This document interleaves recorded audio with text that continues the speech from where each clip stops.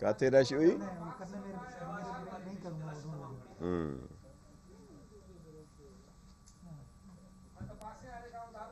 चलिए बिस्मिल्लाह बिस्मिल्लाह बिस्मिल्लाह।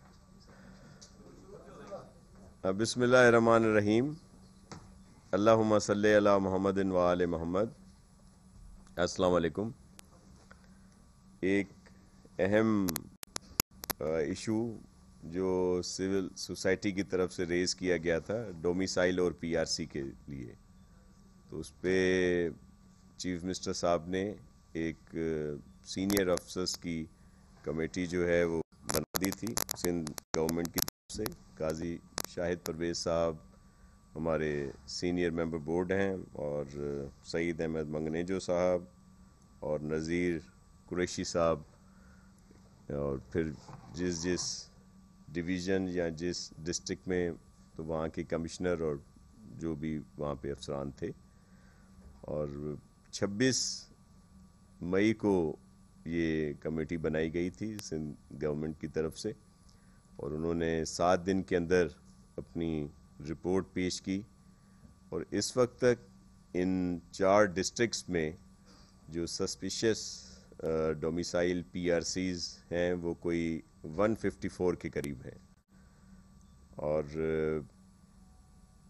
अब भी अगर और दीगर डिस्ट्रिक्ट्स में भी इस पर इंक्वायरी हो रही है और सबको किया जा रहा है। और इसके अलावा ये भी सिंध गवर्नमेंट की तरफ से है कि अगर किसी को इन 4 डिस्ट्रिक्ट्स में इन 154 के अलावा भी कोई एतराज़ात हों तो वो जी जी डिस्ट्रिक्ट हैं लाड़काना, कश्मोर और जाम शोरो और घोटकी। इनिशियली इन 4 डिस्ट्रिक्ट्स में ये इंक्वायरी हुई है। और इसके अलावा भी अगर इसमें भी किसी को मज़ीद किसी पर कोई ऑब्जेक्शन हो या किसी के पास कोई सबूत है, कोई एविडेंस है, तो वो भी रुजू कर सकते हैं और उनको भी चेक किया जा सकता है। इसी तरह दीगर डिस्ट्रिक्ट्स में भी इस पर काम होगा, और वहाँ पे कमिश्नर और फिर एक एडिशनल कमिश्नर उस डिवीज़न का, और फिर एक सीनियर अफसर चीफ सेक्रेटरी साहब नॉमिनेट करेंगे सेक्रेटरीट से कि वो भी उस कमेटी के मेंबर होंगे, और वो इनको स्क्रूटनाइज किया जाएगा जहाँ जहाँ भी दीगर डिस्ट्रिक्ट उसमें रह गए हैं। और फिर फेडरल गवर्नमेंट से भी कहा गया है कि वो एक डेटा दे दें कि जिन पर उन्होंने सिंध के डोमिसाइल पर पीआरसी पर जो जॉब्स दिए हैं वो भी डेटा उनसे मांगा जा रहा है। और जिन लोगों ने ये गलत फ़ायदा उठाया है, किसी की हक तलफ़ी की है, और जो अभी जिनका रिकॉर्ड सामने आया है, वो ज़ाहिर है उन पर एक्शन भी होगा। और उसमें अगर किसी का कहीं पे कोई एडमिशन है, कहीं पे किसी कोई जॉब है, सर्विस है, तो उस पर भी एक्शन लिया जाएगा और उन इदारों को भी लिखा जाएगा। इनिशियली जो ये रिपोर्ट आई है इसमें 2 तरह की चीज़ें हैं। एक तो सिंध प्रोविंस के अंदर ही कुछ डिस्ट्रिक्ट्स के 2-2 डोमिसाइल भी सामने आए हैं, और फिर कुछ ऐसा भी है कि एक इस प्रोविंस का भी डोमिसाइल है, तो उसके साथ साथ पंजाब का डोमिसाइल भी उनके पास है या किसी और सूबे का भी। तो यही आपसे आज शेयर करना था। और इस पर सीएम साहब ने एक कमेटी भी बना दी है जिसमें मैं भी हूँ और हमारे लॉ एडवाइज़र हैं, और फिर सीनियर मेंबर्स हैं बोर्ड के, और 2 और जो सीनियर अफसर हैं उनको भी उसमें नॉमिनेट किया गया है। और होम सेक्रेटरी जो हैं वो इस पर एक्शन लेंगे और वही इस पर लिखेंगे भी, ताकि जो इसका प्रोसेस है उसको मुकम्मल किया जाए। तो आपके तवज्जुद से सबको ये यकीन दिलाते हैं कि किसी के साथ ज़्यादती नहीं होगी और ना ही किसी को ज़्यादती करने देंगे, ना किसी की हक़ तलफ़ी होगी, ना किसी की हक़ तलफ़ी करने देंगे। तो इसी सिलसिले में आज आपके साथ आए हैं। मज़ीद आपके कोई हो कुछ बात करेंगे हमारे लॉ एडवाइज़र साहब इस इशू पे।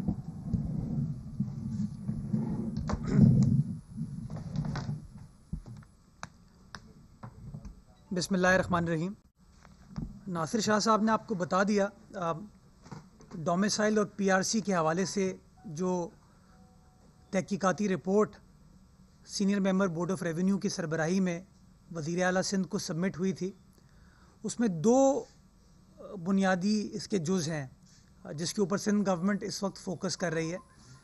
पहला कि मुस्तकबिल में कानून की जो लूप होल्स हैं उससे कोई फ़ायदा ना उठा सके, तो इस सिलसिले में वज़ीर आला सिंध ने नासिर शाह साहब की सरबराही में एक कमेटी तश्कील दी है, जिसके अंदर नासिर शाह साहब उसकी सरबराही करेंगे, मैं उनको असिस्ट करूँगा, senior member board of revenue उसके अंदर होंगे, जिसका बुनियादी मकसद जो 1971 के सिंध के पीआरसी रूल्स हैं उसके अंदर जहाँ जहाँ इबहम है उस इबहम को दूर करना और ऐसे प्रपोज़ल देना ताकि जो लोग उस इबहम का फ़ायदा उठाते हैं और सिंध के हिस्से की जो नौकरियां हैं या सिंध के हिस्से की जो एजुकेशनल इंस्टीट्यूशंस में एडमिशन्स हैं उससे फ़ायदा उठाते हैं, उसको दूर किया जा सके। तो पहला जुज़ इसका है कि आइंदा कोई उसका फ़ायदा ना उठा सके, तो उसके लिए जो जो कानूनी इंटरवेंशन करने की ज़रूरत है, कानूनी इस्लाहात करने की ज़रूरत है, वो सिंध हुकूमत इस कमेटी के ज़रिए करेगी और 30 दिन का टाइम इस कमेटी को दिया है वो तमाम इस्लाहात प्रपोज़ करने के लिए। दूसरा एस्पेक्ट है कि जहाँ जहाँ ये गलतियाँ हो गई हैं उनको कैसे रेक्टिफाई किया जाए। तो इन 4 डिस्ट्रिक्ट्स के अंदर कमेटी अपनी फाइंडिंग दे चुकी है पिछले 28 महीने के हवाले से जो डोमिसाइल और पीआरसी इशू हुए थे। हमारा टारगेट ये है कि ये जो कमेटी है ये कंप्लेन लॉन्च करेगी एक एपेलेट फोरम को, जिसको होम सेक्रेटरी हेड करेंगे, और वो एपेलेट फोरम फैसला करेगा कि इन गलत या सस्पिशियस पीआरसीज़ के साथ क्या कार्रवाई होनी चाहिए। इसके साथ साथ वज़ीर आला सिंध ने हर डिस्ट्रिक्ट के लिए कमिश्नर की सरबराही में कमेटी फॉर्म कर दी है ताकि सिंध के तमाम अजला के अंदर रिकॉर्ड चेक किया जा सके कि जहाँ जहाँ गलत पीआरसी इशू हुआ है उसकी फाइंडिंग आए, और जो शख्स ये जांच करता है और मालूम चलता है कि हाँ फलाने का पीआरसी गलत इशू हुआ है, उसकी रिपोर्ट एक बार फिर उस एपेलेट कमेटी के पास जाएगी जो कि कानूनी तौर पर होम सेक्रेटरी की सरबराही में काम कर रहा है। जो अहम फैसला वज़ीर आला सिंध ने एक और किया है वो ये कि अगर सिंध का कोई शहरी भी ये समझता है कि उसकी हक तलफी हुई है, अगर वो समझता है कि किसी शख्स ने गलत तरीके से पीआरसी हासिल करके उसकी हक तलफी की है, तो वो भी उस एपेलेट फोरम के सामने अपनी दरख्वास्त दायर कर सकता है और उसके ऊपर कानूनी चाराजोई की जाएगी। और तीसरी चीज़ कि बहुत सारी फेडरल गवर्नमेंट के अंदर भी आसामियाँ भरी गई हैं सिंध के पीआरसी के बेसिस के ऊपर। तो इस सिलसिले में पिछले 20 साल के अंदर सिंध हुकूमत वफाकी हुकूमत से रुजू करेगी कि पिछले 20 साल में जो सिंध के पीआरसी के बेसिस पर जिनको एडमिशन कहीं मिला है इस्लामाबाद में या फेडरल गवर्नमेंट में जहां नौकरियां मिली हैं, उसकी रिपोर्ट फेडरल गवर्नमेंट हमको जमा कराए ताकि हम चेक कर सकें कि आया वो पीआरसी सही इशू हुआ था, नहीं इशू हुआ था, आया वो शख्स सिंध का बसने वाला था, नहीं था। और चौथी चीज़, जिन लोगों ने गलत तरीके से, जिन सरकारी अफसरान ने गलत तरीके से ये पीआरसी इशू किए हैं, उनके खिलाफ भी कानूनी चाराजोई की जाएगी ताकि ये एग्जाम्पल सेट किया जा सके कि किसी शख्स को कानून शिकनी नहीं करनी चाहिए और किसी शख्स को सिंध की आवाम का हक सल्ब नहीं करना चाहिए। तो ये वो मंदरजात हैं जो कि कल वज़ीर आला सिंध की सरबराही में होने वाले इजलास में फ़ैसला किया गया था। तो हमने मुनासिब समझा कि तमाम तफसीलात आपके साथ शेयर कर ली जाएँ, चूँकि बहुत लोग इस बारे में बात कर रहे हैं, बार बार मीडिया पर, सोशल मीडिया पर इस बारे में गुफ्तगू की जाती है। तो मैं सिंध हुकूमत के बिहाफ पे आपको इस बात की यकीन दहानी कराता हूँ कि जैसे ही ये पीआरसी का इशू हाईलाइट हुआ, फौरी तौर पर सिंध हुकूमत हरकत में आई, फौरी तौर पर कमेटी को तश्कील दिया गया, कमेटी ने अपनी फाइंडिंग्स जमा करा दी हैं और जो जो फैसले फौरी तौर पर करने की ज़रूरत थी वो सिंध हुकूमत ने, वज़ीर आला सिंध ने फौरी तौर पर कर लिए हैं और इंशाल्लाह आगे भी हम करते रहेंगे। इसके साथ साथ मैं एक सियासी इशू के ऊपर भी बात करना चाहूँगा। आप सब तमाम दोस्त जानते हैं कि जब से शुगर कमीशन की रिपोर्ट मंजर आम पर आई है, मैंने या सिंध हुकूमत के वज़रा ने कुछ सवालात वफाकी हुकूमत से पूछे हैं वज़ीर आज़म के रोल के बारे में। वो सवालात बड़े सिंपल हैं कि शुगर कमीशन ख़ुद कहता है कि पाकिस्तान में चीनी की कीमतों में इसलिए इजाफ़ा हुआ चूँकि चीनी को एक्सपोर्ट करने की वफाकी हुकूमत ने इजाज़त। जब हम कागजात का मुताला करते हैं तो हमें पता चलता है कि चीनी को एक्सपोर्ट करने का फ़ैसला कॉमर्स डिपार्टमेंट की, कॉमर्स डिवीज़न की रिक्वेस्ट पर किया गया और वो रिक्वेस्ट वज़ीर आज़म पाकिस्तान और मुशीर तिजारत की इजाज़त से मंजूरी के साथ सबमिट हुई। उस रिक्वेस्ट के बाद ईसीसी ने उसको अप्रूव किया और ईसीसी के फैसले की तौसीक वज़ीर आज़म की सरबराही में वफाकी काबीना ने की। शुगर कमीशन खुद कहता है अपनी रिपोर्ट में कि पिछले 11 माह के अंदर 40.5 अरब रुपए मार्केट मैनिपुलेशन से कुछ लोगों ने कमाए, जो कि पाकिस्तान की आवाम की 22 करोड़ आवाम की हक तलफी हुई। ये तमाम इम्पोर्टेंट सवालात का जवाब ना कमीशन की रिपोर्ट में हमें मिला कि वज़ीर आज़म का इसमें क्या रोल था, क्योंकि वज़ीर आज़म की मंजूरी के बगैर ये फ़ैसले नहीं हो सकते थे। क्यों इन चीज़ों को कवर किया गया, ये सवालात हमने वफाकी हुकूमत से पूछे, वज़ीर आज़म के 2 दर्जन तर्जुमानों से पूछे और शहजाद अकबर साहब से पूछे, लेकिन आज 2, 2.5, 3 हफ्ते हो गए, उन सवालात का जवाब ना सिंध हुकूमत को मिला है ना पाकिस्तान की आवाम को मिला है। वीकेंड पर शहनशाह एहतसाब शहजाद अकबर साहब एक बार फिर प्रेस कॉन्फ्रेंस की और उन्होंने कहा जी वज़ीर आज़म ने बहुत बड़े फैसले कर लिए हैं और मामला नैब को रेफ़र किया जा रहा है। हमने उम्मीद की थी कि शायद उस प्रेस कॉन्फ्रेंस में शहजाद अकबर साहब इस बात पर रोशनी डालेंगे कि वज़ीर आज़म को प्रोब क्यों नहीं किया गया, वज़ीर आज़म को सवालनामा क्यों नहीं पूछा गया। वज़ीर आला सिंध से तो आप सवाल पूछ सकते हैं, पीपल्स पार्टी की क़यादत से पूछ सकते हैं, ऑपोजिशन पार्टीज़ की क़यादत से आप पूछ सकते हैं। क्या वज़ीर आज़म पाकिस्तान कानून से बालातर हैं जिनकी मंजूरी के बाद चीनी को एक्सपोर्ट करने का फ़ैसला किया गया था? कोई जवाब हमें नहीं मिला अभी तक।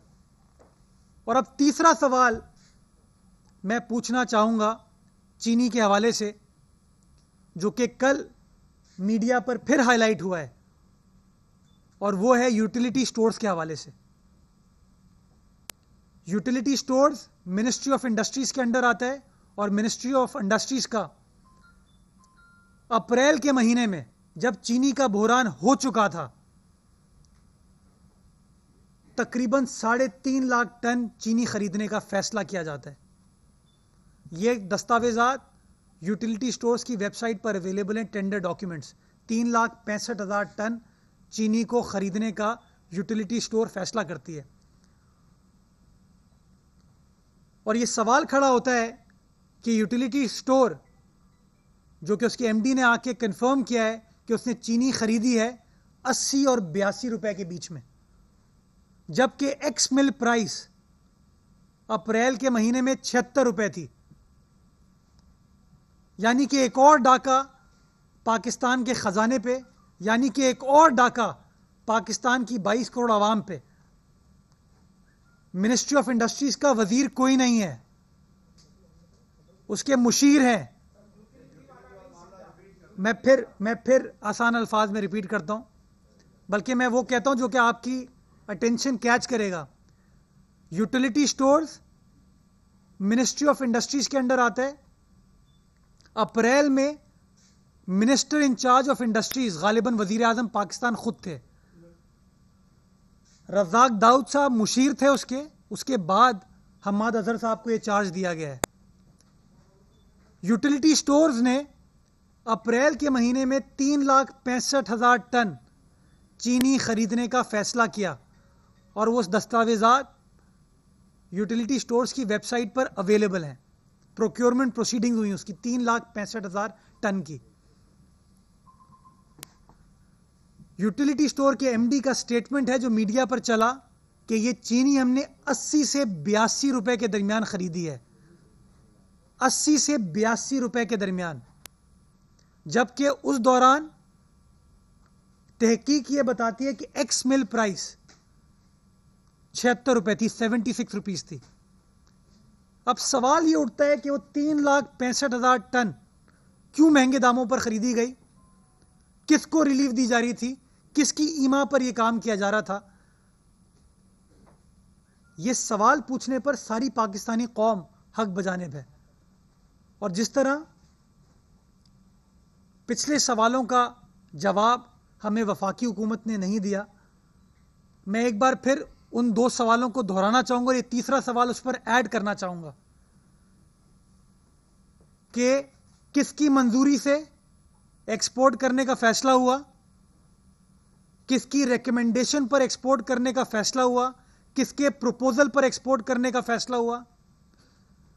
क्या शुगर कमीशन ये नहीं कहता कि चीनी की एक्सपोर्ट करने से चीनी की किल्लत हुई, जिसकी वजह से मार्केट मैनिपुलेशन हुई और चीनी की कीमतों में इजाफा हुआ।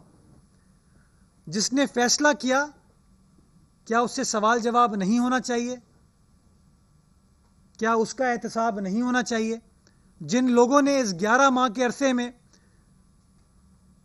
40.5 अरब रुपए का नुकसान पाकिस्तान की 22 करोड़ आवाम को पहुंचाया चीनी की कीमतों में इजाफा करके, क्या उनसे सवाल जवाब नहीं होना चाहिए। और अब तीसरा सवाल जो कि कल एक टेलीविजन चैनल पर हाईलाइट हुआ कि इसमें यूटिलिटी स्टोर्स का क्या रोल था, किसकी इजाजत से यूटिलिटी स्टोर्स ने प्रोक्योरमेंट करने का फैसला किया, इतनी बड़ी प्रोक्योरमेंट करने का फैसला किया, क्या एक्चुअली जरूरत थी इतनी प्रोक्योरमेंट की, और वो प्रोक्योरमेंट शायद महंगे दामों पर की गई।